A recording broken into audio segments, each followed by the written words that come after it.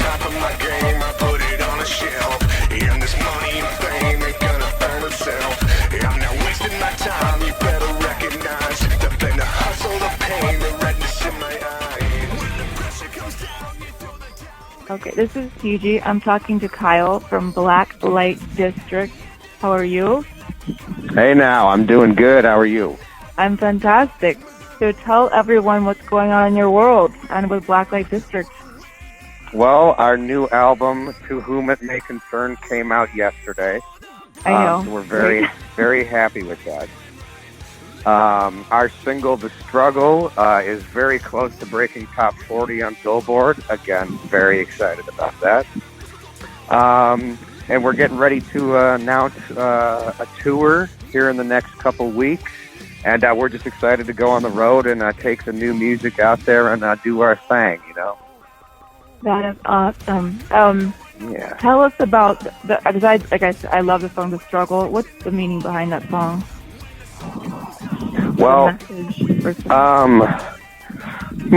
The message the meaning kind of, I lost my mom when I was a little kid.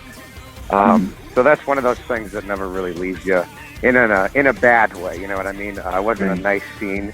So it was kind of reminiscing about that. And really the message just, about someone basically remembering things, and it's kind of hard to explain, you know? And actually it's funny because when I was writing the track, I only put The Struggle Is Real as like a working type idea, just to have some content on the recording so I could hear it. And then, I don't know, I was looking up and I saw no one really had a song that said that, and it just kind of worked out. And, it's one of those polarizing tracks where some people love it and some people hate it. And personally, I could give a fuck if people don't like it. But the song is doing great. I think we're at 700,000 streams in about a month now, and I think we just got 32 ads at radio this last week, and it's just going great. It's amazing, you know. It's on fire. And people, Absolutely. With Me Now was huge, which charted off. So people should know that, because I think it's another badass song. Absolutely. I read that you guys had some interesting promos you're doing for your video with animes. I think it's like a Japanese thing going on with YouTube. Am I wrong? Right. Yeah. Tell everybody about that.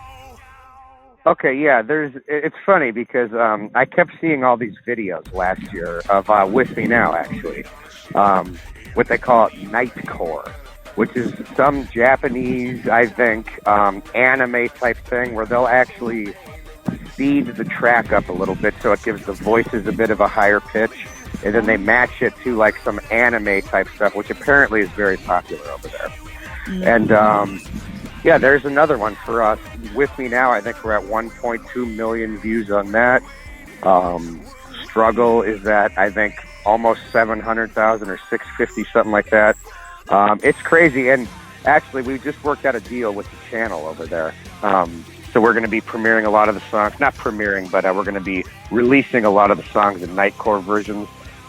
Because really what it does is put more eyes and ears on the product. I mean, it literally helps boost sales, streams. They have a huge audience over there. So it's pretty amazing. And again, it's just like, it's like some outside the box type promotional stuff. You know what I mean? I think that's awesome. Something a little different that gets people hearing the tracks. Working great. We love it.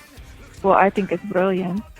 I read you were discovered by Steven Short, and you recorded your first album at the Sonic Ranch in Texas. We did, yes.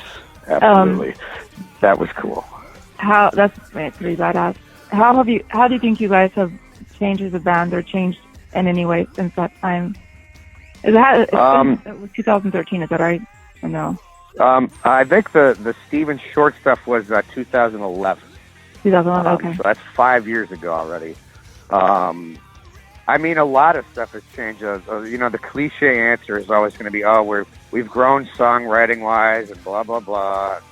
yes. We're so more mature now and stuff like that. But really, all it is we got more real and got down to the point. It got down to the fucking point of, look, like I said earlier, some people like the struggle. Some people absolutely hate it. A lot of radio stations won't play it because it's so outside the box. Now, I can cuss on here and all that, right?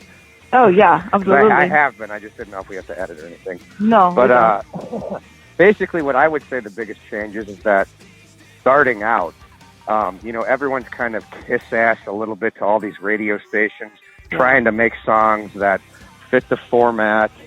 And I'm just like, I'm over that shit, yo. It's like, look, here's the track. If you don't want to fucking play it, I think a lot of these radio station programmers, a lot of them are kind of pussy-ish because they won't play stuff that doesn't sound like Five Finger Death Punch. And nothing against Five Finger Death Punch. But to me, it gets fucking boring hearing the same drop C chords over and over and over. And people say, oh, rock is dead or it's not dead. In terms of, like, who's big, though? Okay, Five Finger Death Punch is big, yes. And there's a lot of bands. But who's come out in the last 2 years that's like an arena act? It doesn't happen to me anymore. So to me, I'm, like, over it. And I think the biggest change, to go back to your initial question, sorry. That's okay. Is really just being like, I don't really care what the radio is playing, and I don't care what the format is. We're going to do what we do. And obviously a lot of people are really reacting to this, and the first few tracks have done great on this album. So I think the biggest change is we don't follow anyone's path but our own, and we do what the fuck we want. And they either love it or hate it, and I could care less either way. So yeah, that's basically it. We are the danger. I mean, it's the badass. Thank you. Absolutely badass. I love it because people say, I agree with you, they want to have a definition of what rock is, and it is not. It's an incorporation of many different sounds. And I love that you guys have made it your own.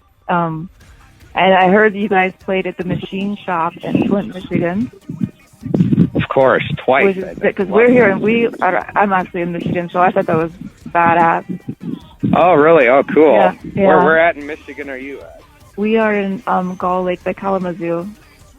Oh, okay, cool. Yeah. I think we haven't announced them yet. I don't have them in front of me, but I think we are doing a couple Michigan dates before the. Well, then I'm going to come see you because I think you guys are sick. It's wicked. Yeah. Please do. Machine Shop does kick ass, though, I will say. Killer place. What are your favorite places to play?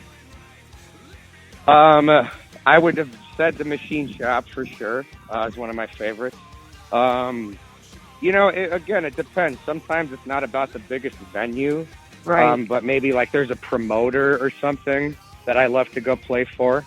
That has a big impact. I have a buddy up in Cranston, Rhode Island. I love to play there. And really, it's just all about good. Like, if the promoter's good and the shows are great and everyone works together good, that's where I like to play. Yeah. A lot of times you can show up to a show and, geez, I mean, a lot of these sound guys are such pricks. It's just amazing. So, I could name quite a few venues where the sound guys think they're so badass, and that just kind of sours the night for me when people are fucking around. And, it's like, dude, do your fucking job. Make the show sound good if we have requests, and I don't want to hear bitching about it because you're fucking paying me to come play there. So, right. You know what I mean? But other than that, look, if the sound guys are cool and the promoters are cool and the venue's great, we fucking love to go everywhere. Yeah. I think that's badass. I love it that you are so real. That is refreshing, to say the least. Well, I hope so. I mean, look, I could come on here and give you all the cliche answers of, no, I love like it. I said earlier, blah, blah, blah. And to me, that's boring, though. Who really gives a shit if I say, oh, I love to do this and that, just like everybody else says?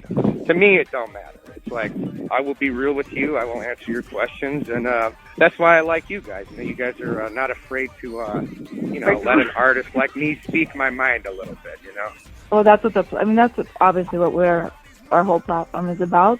I think it's amazing, you guys. This is 2 charting tracks now you've had. Yeah. And a sound that's kicking ass, and it's a sound that's catching on, I think. And that's why I like this so much, because it is so different. And like you said, people will either love it or they hate it, but it's dope. And if people don't realize how big it is, I'm sure overseas, it's huge. Oh, yeah. I've actually noticed we are streaming huge numbers in places like Germany, Yeah. Norway, Finland.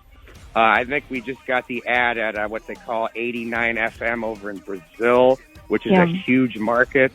And it's kind of crazy because I had no clue until recently that all the overseas play it's getting. It's crazy.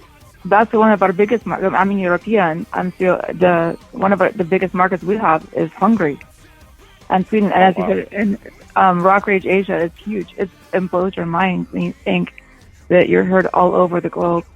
But yeah, you guys are crushing it. So. It's crazy. Thank you. Yeah. Yes, yeah. The struggle. I mean, look, that's what I've posted this a few times online. Love it or hate it, the struggle is still real. Yeah, exactly. You know what I mean? Yes. Yeah. So. Well, thank you, Kyle. I appreciate it. Of course. Anytime. Look, whenever you guys need anything, you hit me up. I love Rock Rage Radio, and I appreciate the opportunity.